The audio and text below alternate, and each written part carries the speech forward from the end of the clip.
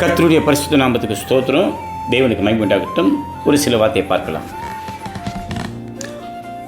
வேதாந்தத்தில் மத்தேயு சுவிசேஷம் 8ஆம் அதிகாரம் 1ஆம் வசனத்தை பார்க்கலாம்.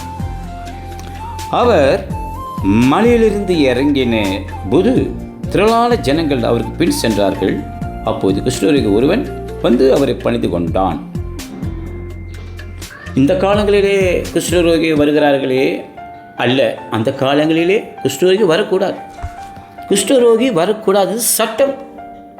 அப்படி வந்துவிட்டார் ஆனால் அவர்களை கல்லெறிந்து கொள்ளுவார்கள். இது மோசேயின் நியாயப்பிரமாணத்தில் எழுதப்பட்டிருக்கிறது. வேதாகமத்தில் இது பார்க்கலாம். கர்த்தருக்கு ஸ்தோத்திரம். இயேசு கிறிஸ்து ஊழியத்தை மலை மீது செய்கிறார். ஊழியம் செய்து இறங்கி வருகிறார். மக்களும் இயேசண்டே அலையலையாக வருகிறார்கள். பிறகு சம்பவம் நடந்தது என்ன?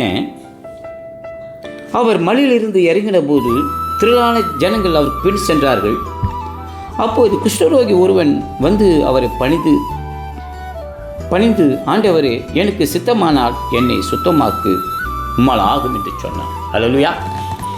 பாருங்க, அந்த குஷ்டரோகி தன்னை தாழ்த்துறான். ஆண்டவருடைய பாதத்தை தஞ்சமடைந்தான்.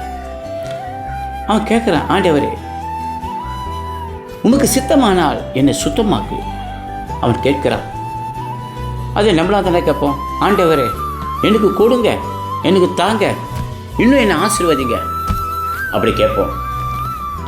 ஆனால் இவன், ஆண்டவரே என்னை ஆசீர்வதிங்க, நான் நோயினால் அவதிப்படுறேன், என்னோடய மக்களை பிரிந்து இருக்கிறேன், அவதிப்படுறேன், என்னை சுகப்படுத்துங்க கேட்டானா? இல்லை. அவன் என்ன கேட்குறான்? ஆண்டவரே உமக்கு சித்தமானார் என்னை சுத்தமாக்கு. அந்த வார்த்தையை சொல்கிறான். ஆண்டவர் பார்த்தார். அவனை பார்த்து சொல்கிறான், எனக்கு சித்தம் உண்டு, நீ சுத்தமாகு. இது கேட்கிற என்னுடைய பிள்ளைகளே, இந்த வசனம் எதுக்காக வருதுன்னா, நீங்கள் எதை கேட்டாலும், நீங்கள் என்ன பண்ணாலும், ஆண்டவரே இது உங்களுக்கு சித்தமா செய்யுங்க. உங்களுக்கு சித்தம் இல்லைன்னா வேணான்னு சொல்லி பாருங்க. நீ எது வேணான்றீங்களோ ஆண்டது கொடுப்பார். உங்கள் இஷ்டமாக கேட்காதீங்க. கர்த்தர் உங்களை ஆசீர்வதிப்பார். மறுபடியும் சந்திக்கலாம். ஆமென்.